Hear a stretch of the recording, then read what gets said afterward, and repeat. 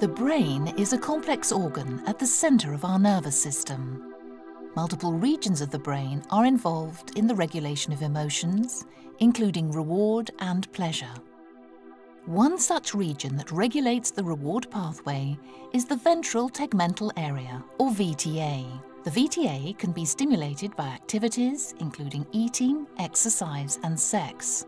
Stimulation of the VTA can induce the release of dopamine into the nucleus accumbens. Dopamine promotes the feeling of pleasure and euphoria. One of the major neurotransmitter systems involved in modulating the dopamine reward pathway is the endogenous opioid system. The ventral tegmental area, or VTA, is an important part of this pathway. Within the VTA, mu-opioid receptors found on the surface of neurons are stimulated by endogenous opioids. One example of an endogenous opioid is beta-endorphin, a member of the endorphin family. Stimulation of these mu-opioid receptors by endorphins induces a signal which travels along the axon, ultimately resulting in the activation of dopaminergic neurons. Here, at the dopaminergic neuron, the signal stimulates the fusion of dopamine-containing vesicles with the presynaptic membrane. The vesicle fusion releases dopamine into the synapse. Once released, the dopamine molecules traverse the synaptic cleft. When they reach the postsynaptic neuron, they bind to and activate dopamine receptors found there. In doing so, they activate a series of neurological processes that create feelings of pleasure and euphoria.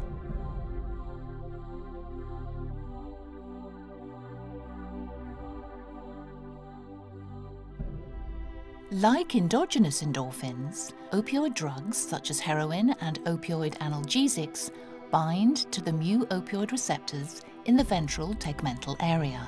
This binding stimulates the dopamine reward system in the same manner as endogenous opioids. Through this mechanism, opioid use produces reward, pleasure, and further drug wanting. Repeated exposure to escalating doses of a full opioid agonist produces tolerance. That is, higher and higher doses of the full agonist are required to achieve the same effect, or constant doses produce less and less of an effect. As tolerance develops, higher quantities of opioids are required to stimulate the release of dopamine in an attempt to achieve the pleasure experienced during initial opioid use. Tolerance and physical dependence makes the addicted user susceptible to withdrawal symptoms. At this point, the drug user no longer experiences euphoria with drug use, only the relief that comes from warding off the inevitable withdrawal.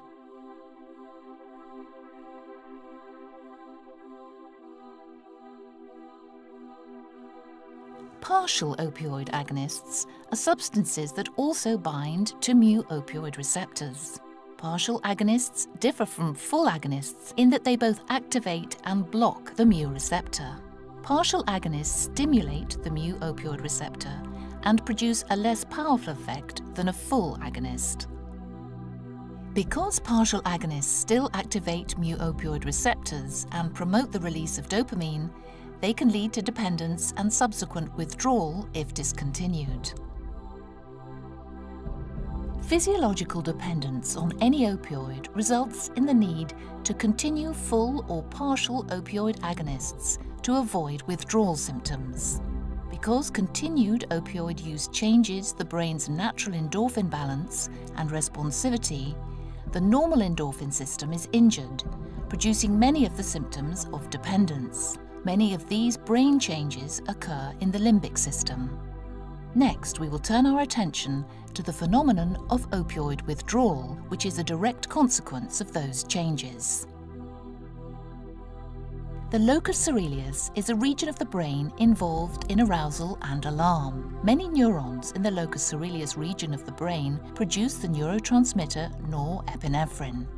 Norepinephrine regulates a variety of central nervous system functions, including the regulation of respiration, blood pressure, and general alertness. Imbalances in this neurotransmitter system are partially responsible for the symptoms of withdrawal. Opioid use stimulates mu-opioid receptors, which in turn inhibit the release of norepinephrine in the locus coeruleus. To offset this inhibition, neurons within the locus coeruleus increase their activity, releasing additional norepinephrine. During withdrawal, when no opioids are present, locus coeruleus neurons release excessive amounts of norepinephrine due to their elevated activity and the loss of inhibition by mu-opioid receptors. An excessive amount of norepinephrine in specific brain locations produces the symptoms of withdrawal, including anxiety, fever, diarrhea, nausea, vomiting, and insomnia.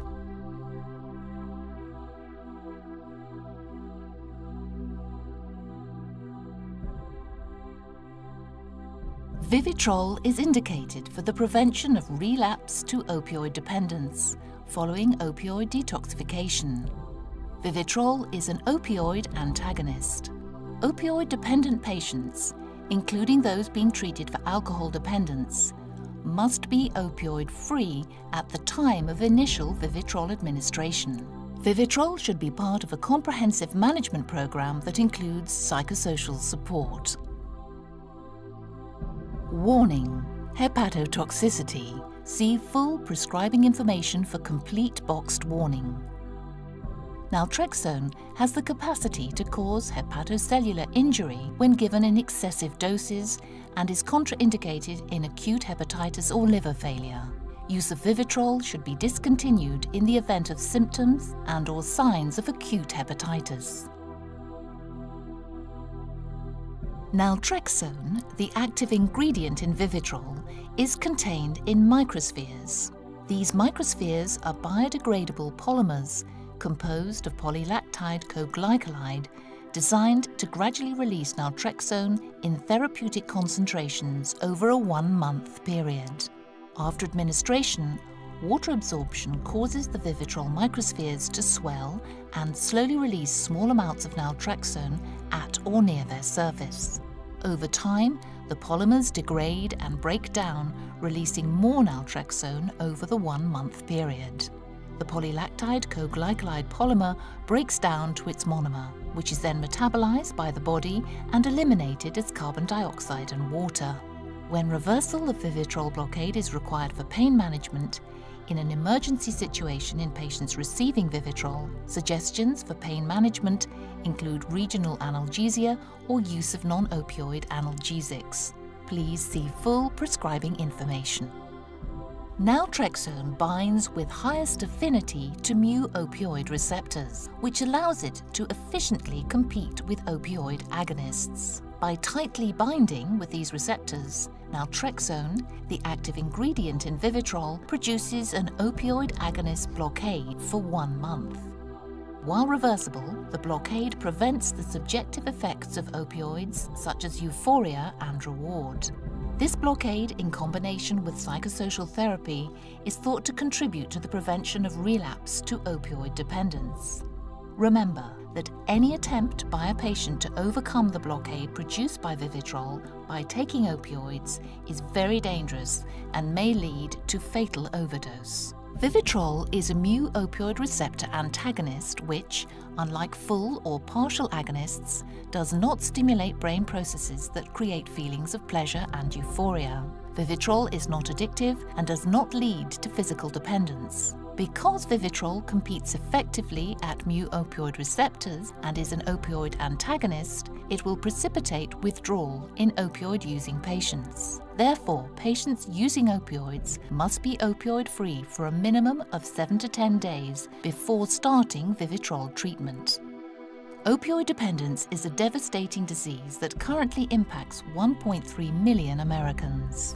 Vivitrol is the first and only once-monthly, non-addictive, non-narcotic medication approved to prevent relapse to opioid dependence following opioid detoxification. Important safety information will now follow. Important safety information for Vivitrol. Naltrexone for extended-release injectable suspension, 380 mg per vial. Indications. Treatment with Vivitrol should be part of a comprehensive management program that includes psychosocial support. Opioid-dependent patients, including those being treated for alcohol dependence, must be opioid-free at the time of initial Vivitrol administration. Vivitrol is indicated for the treatment of alcohol dependence in patients who are able to abstain from alcohol in an outpatient setting prior to initiation of treatment with Vivitrol. Patients should not be actively drinking at the time of initial Vivitrol administration. Vivitrol is also indicated for the prevention of relapse to opioid dependence following opioid detoxification. Contraindications. Vivitrol is contraindicated in patients with acute hepatitis or liver failure, patients receiving opioid analgesics, patients with current physiologic opioid dependence, patients in acute opioid withdrawal, any individual who has failed the naloxone challenge test or has a positive urine screen for opioids, and in patients who have previously exhibited hypersensitivity to naltrexone, polylactide coglycolide, carboxymethylcellulose or any other components of the diluent. Warnings and precautions. Vivitrol is administered as an intramuscular gluteal injection. Inadvertent subcutaneous injection of Vivitrol may increase the likelihood of severe injection site reactions. Vivitrol must be injected using one of the customized needles provided in the carton. Because needle length may not be adequate due to body habitus, each patient should be assessed prior to each injection to assure that needle length is adequate for intramuscular administration. Vivitrol injections may be followed by pain, tenderness, induration, swelling, erythema, bruising or pruritus. However, in some cases, injection site reactions may be very severe.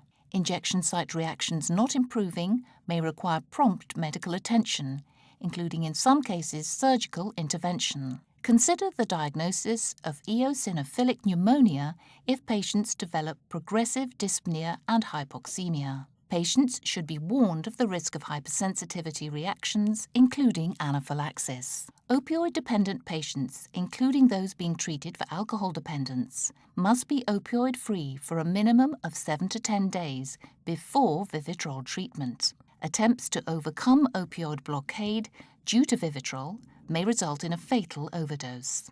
After opioid detoxification, patients are likely to have reduced tolerance to opioids. Use of lower doses of opioids after Vivitrol is discontinued, at the end of a dosing interval, or after missing a dose could result in life-threatening opioid intoxication. Alcohol and opioid-dependent patients, including those taking Vivitrol, should be monitored for the development of depression or suicidal thoughts. As with any intramuscular injection, Vivitrol should be administered with caution to patients with thrombocytopenia or any coagulation disorder. In an emergency situation in patients receiving Vivitrol, suggestions for pain management include regional analgesia or use of non-opioid analgesics. Patients requiring reversal of the Vivitrol blockade for pain management should be monitored by appropriately trained personnel in a setting equipped for cardiopulmonary resuscitation. Caution is recommended in administering Vivitrol to patients with moderate to severe renal impairments. Adverse events. The adverse events seen most frequently in association with Vivitrol therapy for alcohol dependence include nausea, vomiting, injection site reactions, including induration, pruritus, nodules and swelling, muscle cramps, dizziness or syncope, somnolence or sedation, anorexia, decreased appetite or other appetite disorders. The adverse events seen most frequently in association with Vivitrol in opioid-dependent patients include hepatic enzyme abnormalities, injection site pain, nasopharyngitis, insomnia and toothache.